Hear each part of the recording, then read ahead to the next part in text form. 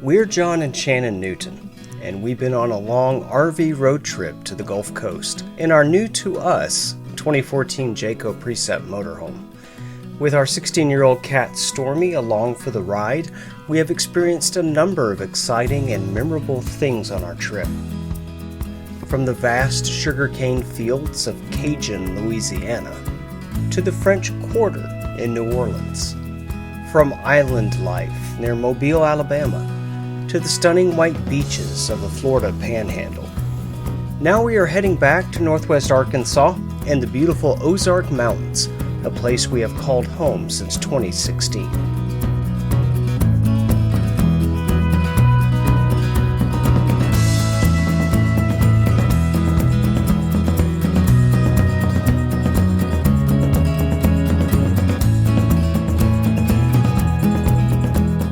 On the way from New Orleans to Northeast Louisiana, we stopped by the famous Civil War battlefield site in Vicksburg, Mississippi.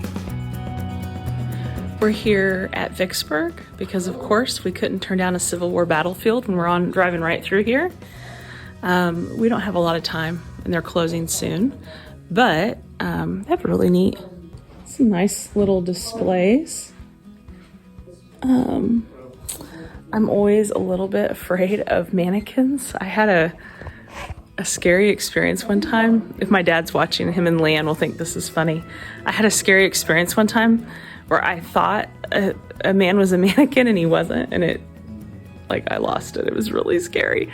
And so I told John, I was like, they have mannequins in there, and he goes, I'll go in there with you. But I'm okay now. But yeah, they've got a really neat little display in here at Vicksburg. And the people of Vicksburg hiding in caves, and this is a cave display. To me, that was kind of the most interesting part. I always love to learn about what the common people experienced, and if your city was just under siege, caves, that's how they survived. And so yeah, so we're just here kind of soaking it in while we can, and then we're headed on to Poverty Point.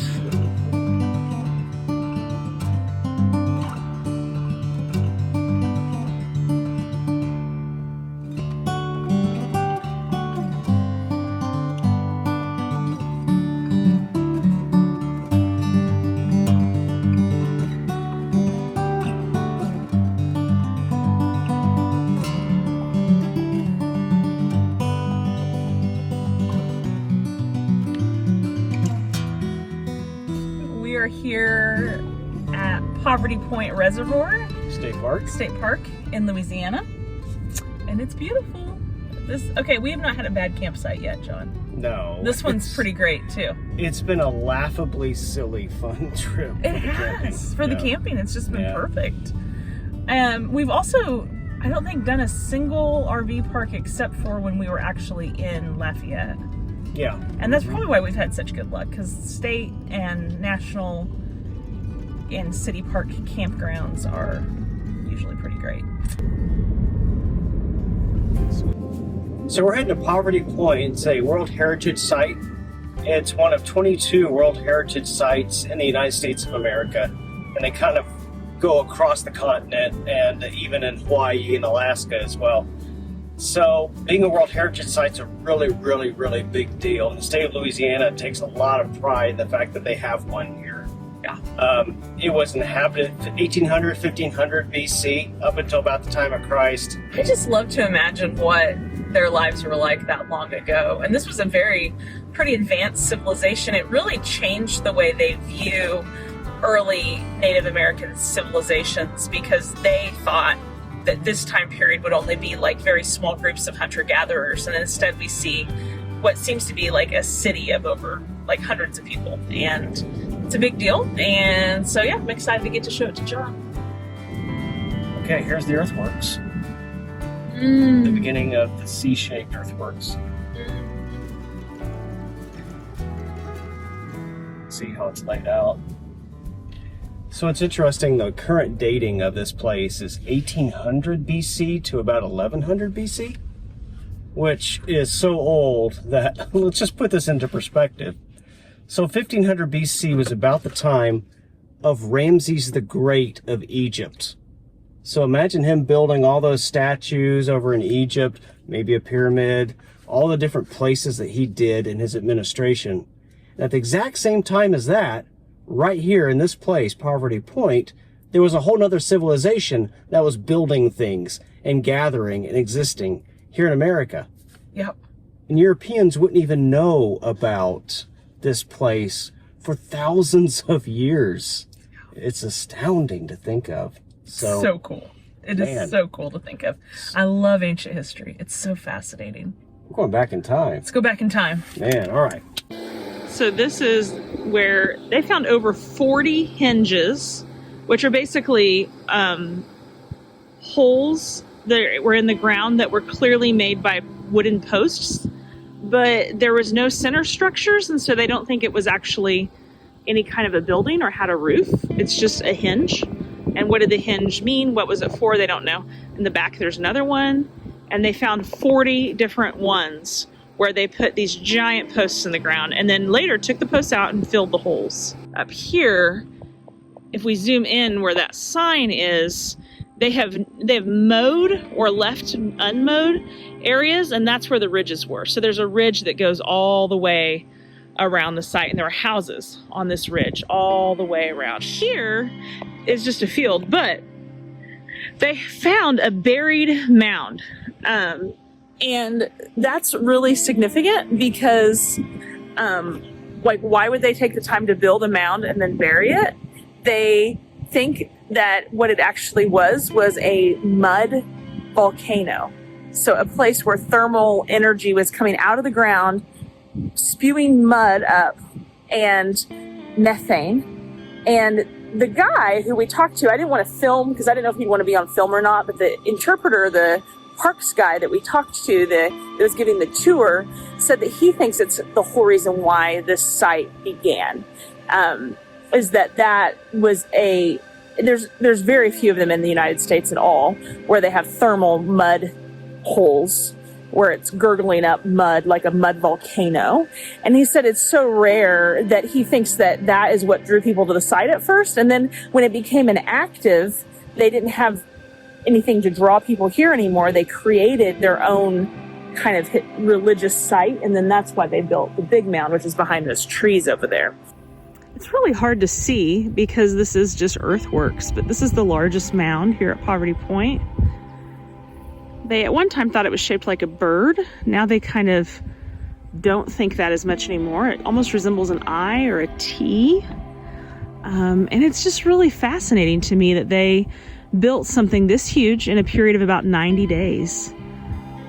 This ancient civilization. It's so fascinating. So now we're at the top of the site looking down into it, and we can see the ridges that kind of go over and over and over down that way. And supposedly, on the first day of winter, I think it is the winter solstice. Yeah. The sun rises directly down this corridor. So there is some astronomical importance. Yeah, some alignment issues. Alignment issues. Just to get with your tires. Yeah. Some alignment to this place. A lot of the ancient sites, especially like in the UK and Europe and places like that, there's all this astronomical alignment going on. Yeah. And here in America, sometimes it happens, but apparently maybe here too. Just in that tree, there's 3 different birds. Here we are at a World Heritage Site, a prehistoric site, birds. And Shannon is listening for birds. Okay, in that tree is a blue jay, an eastern bluebird, a yellow rumped warbler, and an eastern meadowlark. All in that tree, I think, or maybe around here, but. Each bird is over 5,000 years old.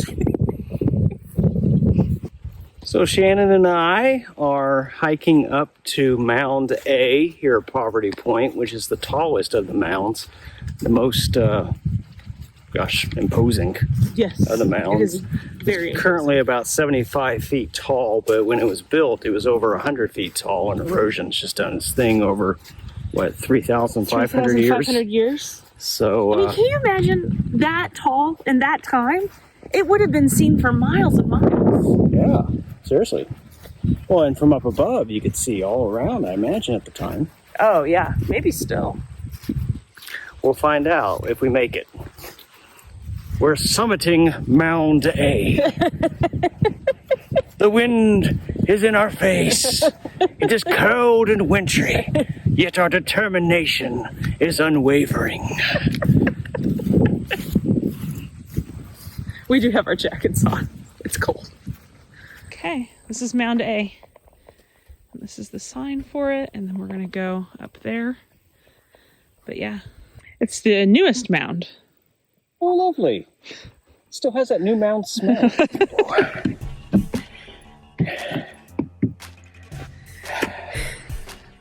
That was the first set of steps. That's only the first set of steps? My goodness. My legs, they are burning with desire to conquer this peak. There's a place to sit down up here if you need to sit down in between. Sit down while summiting this mound? Never. Water break. I need a water break. We don't have any water. We don't have any water? This isn't very far. My hair and the humidity has turned into a lion's mane. We don't have any water. We're not at the top. Surely this was an ill-fated mission. We're really close. You'll be okay. But it's so far! Is this it? This is it. Is this the summit? We're summiting right now. Where's the rock cairn? Well, What do you think, Early? this was tall, and it was 25 feet higher than this at the time. Wow. All right. Here's how I see it. This thing here, right here, this thingy here we're standing on that we summited 14,741 feet. Little feet. This thing was probably just meant to be a big feature. A big feature that people would come to and look at and say, look, it's a volcano, or, you know, this must be a sacred site, something or other. They built it like in 3 months. They say 90 days for this. Yeah. So you just do it like overnight when people are sleeping. You hear the sound, they hear the sound of beeping machinery. They're not quite sure what's going on. And 3 months later, they wake up and they're like, wow, somebody put a mountain there. And it's like flown away. So people come from all over to this place to see the mountain. It's true. And that's my theory. It's a good theory. It's a good theory. The guy said that when the mud volcano quit spewing, they had to think of something to get people to come here. Yeah, hello. This is a tourist trap. This is a tourist trap. This is a how many thousand-year-old tourist trap? A 3,500-year-old tourist trap. Okay, this one's really cool. This is the oldest mound on the site, and it looks like there's like 2 lumps, but that's only because archaeologists in the 50s messed it up, and they could not rebuild it as well as the original people built it. But it was a perfect like cone-shaped thing, and it's pretty cool. So this is the oldest mound here. When we wake, hear the birds and see the sun. Side by side our fears are done. Oh, the good times just begun.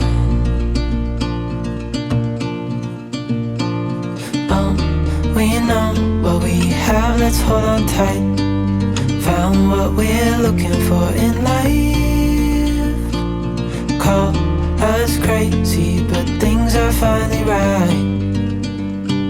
With you and I, the future is bright.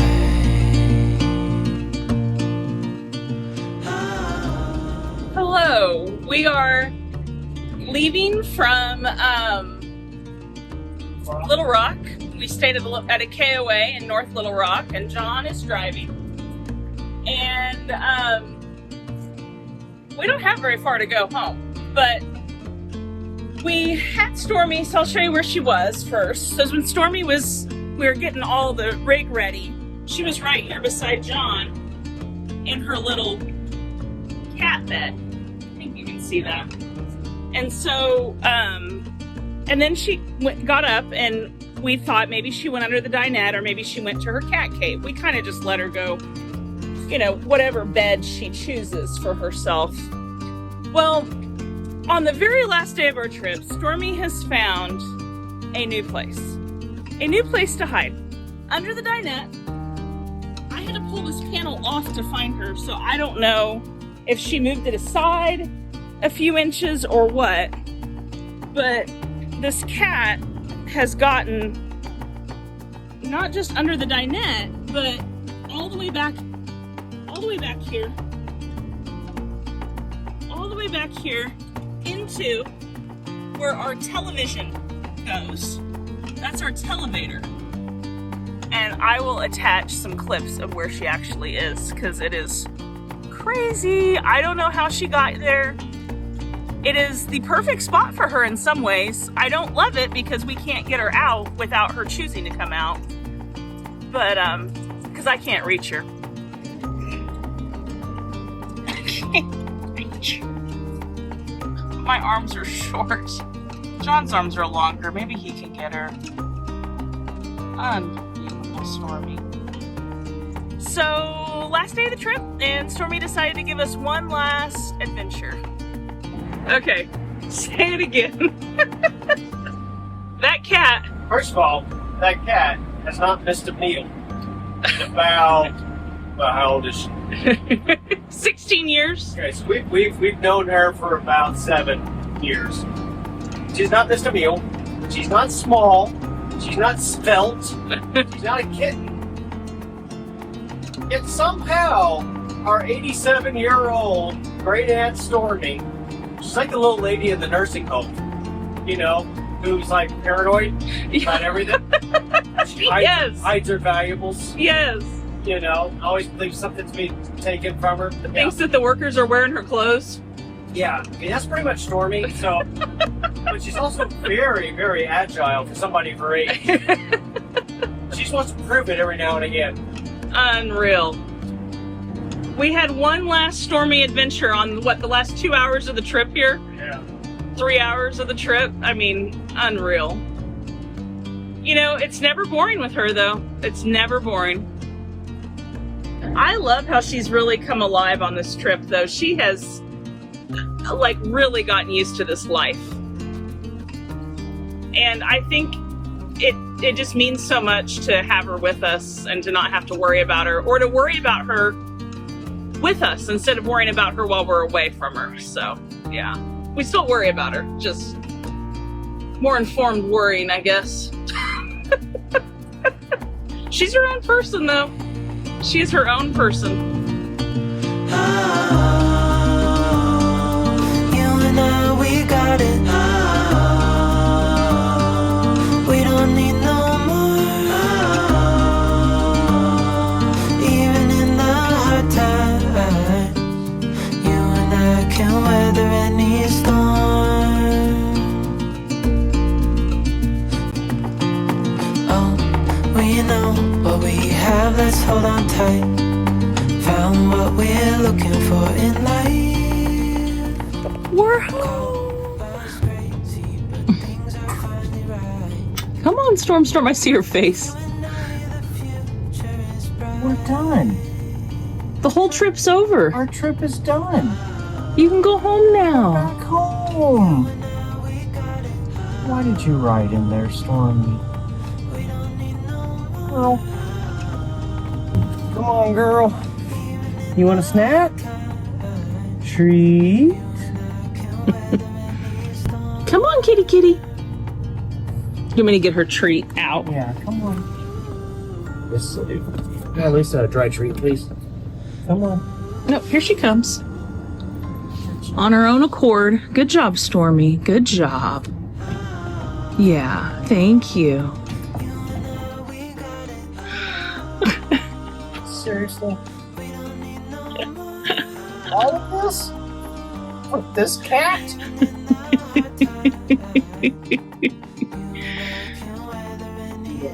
There we go. And that's the way it is.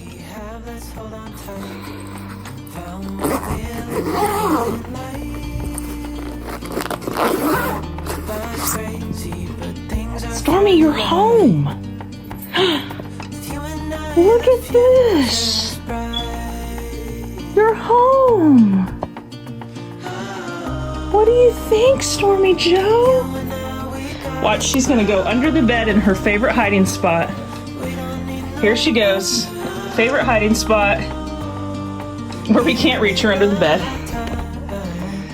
Well, she has had a lot of stress today. Hi, kitty. Are you happy to be home? Glad to be home, Stormy. Yeah. Welcome home, Storm.